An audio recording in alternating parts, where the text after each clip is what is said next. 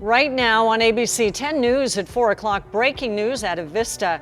Several shots fired in a deputy-involved shooting. Neighbors describe what unfolded. Plus, San Diego Unified could soon mandate COVID vaccinations for eligible students.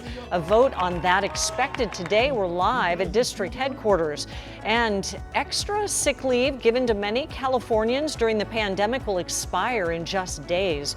The push from some to extend it and why others say it's not necessary. ABC 10 News at 4 starts now. In just 1 hour, San Diego Unified Board members will open a discussion and then a vote on whether to require all eligible students and staff get vaccinated against COVID-19. The district is already eyeing a date in December as the deadline for the second shot. ABC 10 News reporter Mimi Alcala is live outside district headquarters in University Heights. Many people gathering ahead of the meeting. Mimi. Hi, Kimberly. Yeah, there are people here on both sides of this issue. Right over here, you can see a group in support of this vaccine mandate. They're holding signs right outside of the district building supporting this. And then if we turn your attention right down this way, you'll see this larger group, and they're all in opposition of vaccine mandates. This is all happening outside of district headquarters ahead of the board meeting, although that meeting will be happening virtually. Now, this has been a heated discussion with some opposing the vaccine and others eager to put a mandate in place. Tonight, that's all going to be up for discussion. What the district is proposing after hearing from a UCSD expert panel is to require employees, contractors, and any staff working with students to be fully vaccinated by December 20th as a condition of employment, and then to also require eligible students to be vaccinated as a condition of in-person learning once full FDA approval is granted to their age group. Right now, that's only for those 16 and older. The group Let Them Breathe has also been very vocal about its opposition of COVID-19 vaccine mandates. They started a new initiative called Let Them Choose and say they've sent a letter to the district saying if a mandate is passed, they will pursue legal action. Now, school board president Richard Barrera tells me he's in favor of the proposal and will be hearing from the public and having a discussion tonight before that mandate is voted on. He says this is nothing new and other vaccinations have been required at California schools for years. Students need to be vaccinated against measles, need to be vaccinated against polio. This is an absolute process that's long-standing that makes sense. You want to make sure that everybody who comes to school has the best environment possible to be safe and healthy and focused on learning. And that board meeting gets underway at 5 o'clock, so in just about an hour we will be in there getting sound. We will be covering this and bring you updates throughout the evening. Reporting live in University Heights, Mimi Alcala, ABC 10 News. Okay, we look forward to those reports this evening. Thank you, Mimi. And Pfizer is moving forward with its plan to make a COVID vaccine available to younger children soon. The company handed over initial data from trials to the FDA today. The request for emergency use authorization will come next. And with time to review, the shots could be ready to go into children ages 5 to 11 by Halloween. You can keep track of new information on the vaccine and San Diego Unified's vote by heading to 10news.com. And now to the breaking news out of Vista, where there was a deputy-involved shooting. This happened on Kiva Lane, not far from Vista High School. ABC 10 News reporter Rachel Bianco is live with what we know at this hour. Rachel? Hi, Kimberly. This is a neighborhood off of North Santa Fe. It's home to a lot of families with young children, and right now it is a crime scene. Many of those kids, though, having to walk through the crime tape on their way home from school. Sheriff's investigators say that this actually started much earlier, around 12:30 today. They got a call from the 7-Eleven nearby, and the caller said they were being threatened by someone with a weapon. When deputies got there, that man was gone, but they say they spotted him about a half hour later. Neighbors say they saw deputies chasing a man who ended up going into a backyard on Kiva Lane. Neighbors tell me they heard a couple shots fired and then several more rounds. You can see some of the evidence markers on the ground. The man being chased was taken away on a stretcher. The sheriff's department confirms that a deputy opened fire on the man. Monique Ramirez says she was playing in the garage with her young children when she heard the sheriff helicopter above. When I heard the helicopter, they were stating the fact that he had some type of rifle and to crawl away from the rifle.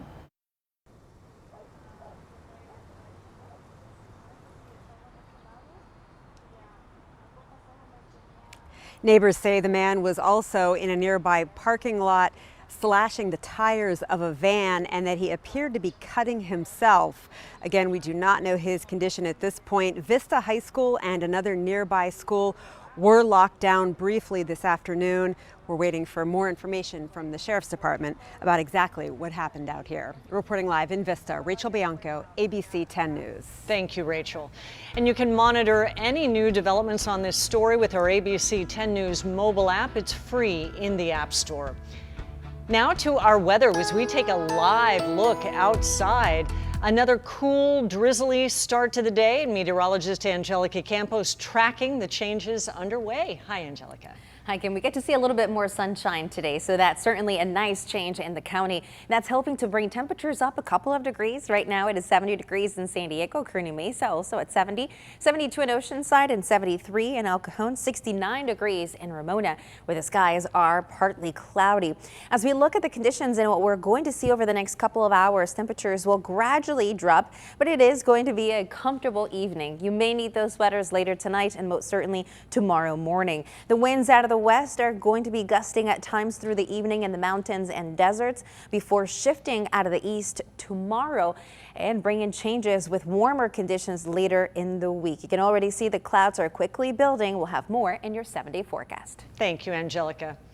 A jury is now deciding if the man who killed San Diego police officer Jonathan J.D. de Guzman should get life in prison or the death penalty. ABC 10 News reporter Jared Aarons is downtown with why prosecutors say Jesse Gomez should pay the ultimate price for his crimes. Today marks the last stage of a gut-wrenching trial that has lasted more than 5 weeks, full of heartbreaking testimony from Officer de Guzman's family, friends, co-workers, and other members of the community. But what's happening right now with this decision on a penalty is more about the semantics of law and whether or not what Gomez did that night and everything else that he's done over the rest of his life make him a likely candidate for the death penalty. And his motivation and his conduct in killing an officer and trying to kill a second officer is the gravity that demands the death penalty here. It's worth noting that yes, California has the death penalty, but the state hasn't executed anyone since 2006, and a number of legal challenges and also gubernatorial mandates make it unlikely that that'll change anytime soon. So whatever the jury decides will be more symbolic about how they feel about Gomez and his crimes. The defense is presenting their case now. If there are any updates to that or a jury's decision, we will bring you that later this afternoon. Downtown, Jared Aarons, ABC 10 News. Thank you, Jared. And it's a race against time in Washington. Lawmakers are scrambling to avoid a government shutdown and prevent the U.S. government from going into default. If the U.S. runs out of money to pay its bills, it could severely hurt the economy. Social Security checks may be delayed. Interest rates on credit cards and car loans could rise, and soldiers may not know when their next paycheck will be coming. This comes after Senate Republicans blocked a Democratic effort to combine government funding yesterday with suspending the debt limit. That's traditionally addressed on a bipartisan basis. There's no chance Republicans will help lift Democrats' credit limit so they can immediately steamroll through a socialist binge that will hurt families. Failure to pass a funding resolution could lead to a shutdown by the end of the week.